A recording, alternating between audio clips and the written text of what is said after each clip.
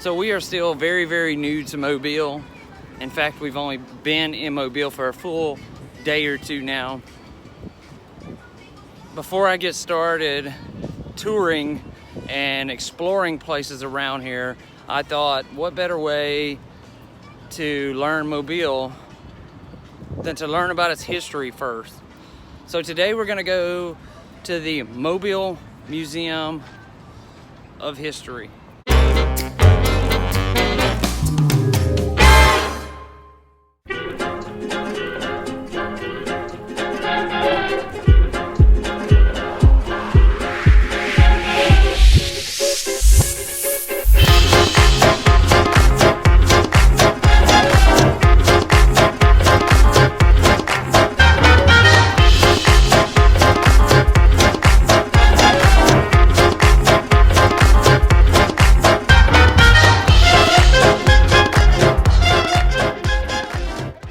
Today we're right in the heart of downtown Mobile. Today we're gonna check out the History Museum of Mobile.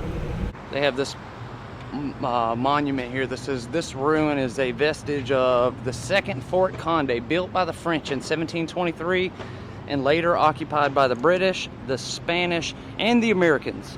These foundations are the only archaeological remains of colonial Mobile. This is all that remains of the second Fort Conde. This statue right here behind me, this is a statue of King Felix III. He was crowned in 1872 by the Mobile Carnival Association. They have these statues all around the park. This is the Queen of Carnival, crowned in 1893. Let's see if we can read this name. Chief Slaka Bamarinko. This guy doesn't have a placard, but surely he's a jester. Oh, it does on the opposite side. The jester. You may notice a theme of New Orleans or Mardi Gras with these statues. And a lot of people don't know that Mardi Gras actually originated here in Mobile. I decided to edit this in later and share it with you guys because a lot of people don't know. Because a lot of people associate Mardi Gras with New Orleans, but what they don't know is Mobile, Alabama began holding Mardi Gras festivals a full 15 years before New Orleans did. Even to this day, as it was in 1703, it's a citywide event. Schools shut down, roads shut down. The entire city of Mobile joins in on the festivities, just like it does on Iron Bowl Saturdays, Alabama versus Auburn Saturdays. Mardi Gras is now associated with New Orleans. They have the big festival in the streets, girls flash for beads, and it's a lot of fun. But as far as New Orleans Mardi Gras tradition, it started 15 years earlier, right here in Mobile, Alabama. There's a placard right here, Mobile's first Mardi Gras parade. This museum is gonna show us the history of Mobile, Alabama, and then some. Most of the natural history museums I've been in talked about World War II, slavery, and other things like that. I wouldn't expect this one to be any different, with the exception of it'll be native to Mobile. Oh, this room here has a lot of horse and buggies. Victoria. Postman's buggy, delivering the mail. Look at this thing, this looks like a tour bus. The handsome cab from 1834. Here's your sedan or your station wagon buggy for traveling. Now we've entered the World War II era. Soldiers' uniforms. We can do it. This is a World War II web belt. This is everything that a soldier would carry during World War II. There's a grenade, ammo, his shovel, canteen, fork, knife, spoon, a tray that he would eat with, and a drinking cup. This was Mardi Gras Queen Reba Lyons' dress from 1940. Look how long this thing is. It goes, that's where her head was. And this is the train. Look at that. Wow. Here's the Reba Lions wearing the dress with the long train on it. This area is talking about Mobile and Mardi Gras. Mobile's official Mardi Gras colors are purple and gold. This is a 50th anniversary edition scorecard from 1950 for the Mobile Bay Bears. And this uniform here, this is a Boston Red Sox uniform from 1929. It was awarded by Edward Morris, who started in the minor leagues here in Mobile. This baseball you see here, this was the 745th home run baseball hit by Hank Aaron. Played between the Boston Red Sox and the Atlanta Braves in 1975.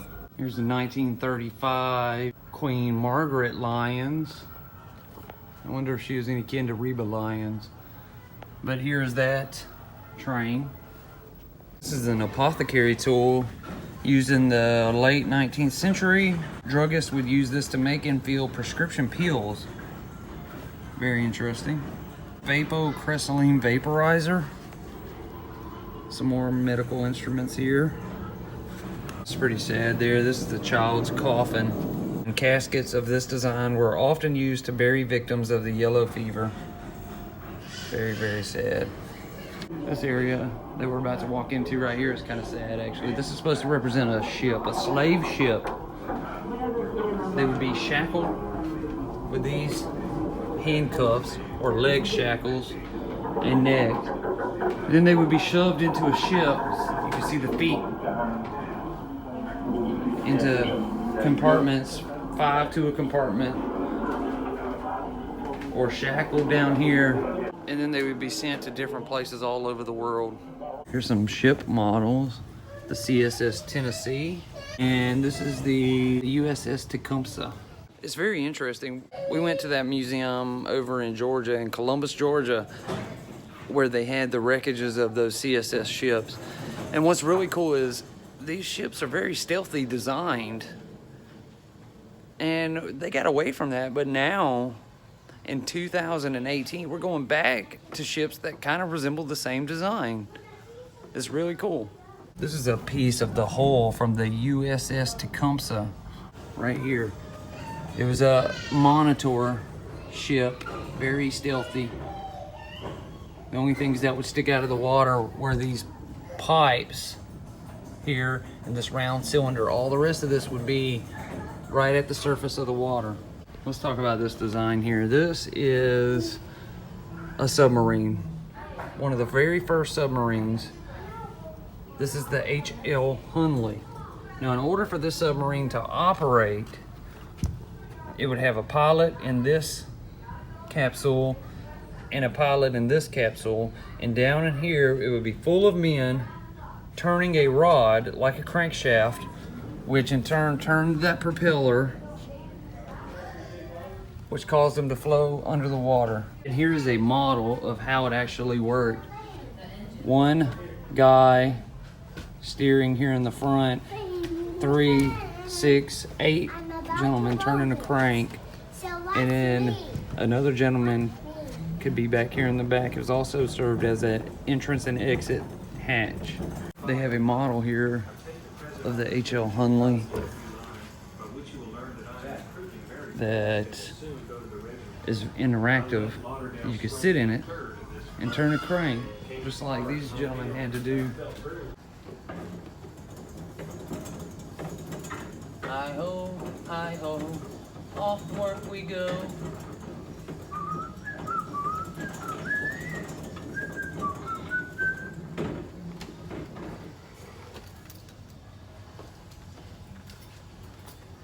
How cramped I was in that?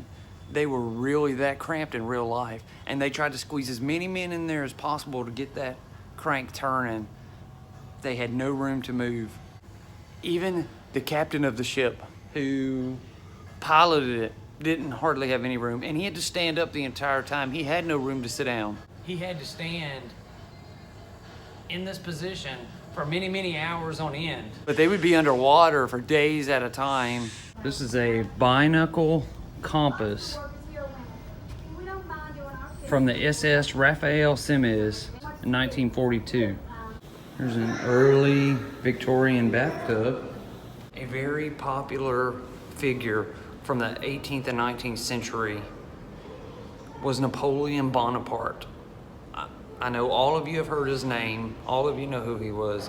Napoleon Bonaparte died in 1821, and upon his death, there were 3 death masks made of Napoleon Bonaparte. One of them is right here. This is one of 3 death masks of Napoleon Bonaparte. Very creepy.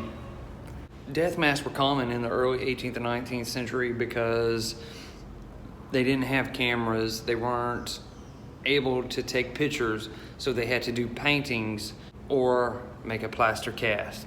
Death masks were not generally done for an average person, only somebody of note or somebody famous.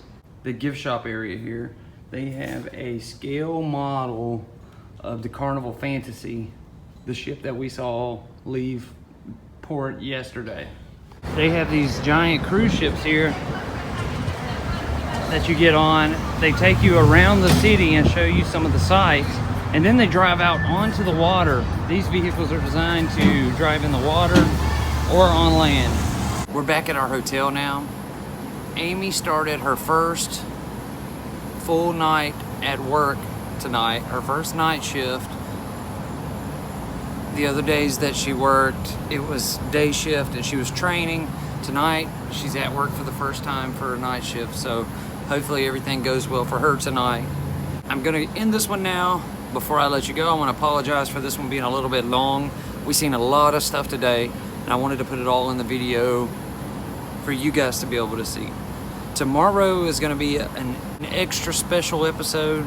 Tomorrow, we're going to the USS Alabama Battleship Park, which is going to be awesome, and I can't wait. So right now, I want to thank you all for watching. Please go down below, click the thumbs up button to like this video. And if you're not subscribed to this channel yet, go ahead and click the subscribe button now. We got a lot of good filming coming up from here in Mobile, Alabama. Once again, thank you all, and I'll see you tomorrow.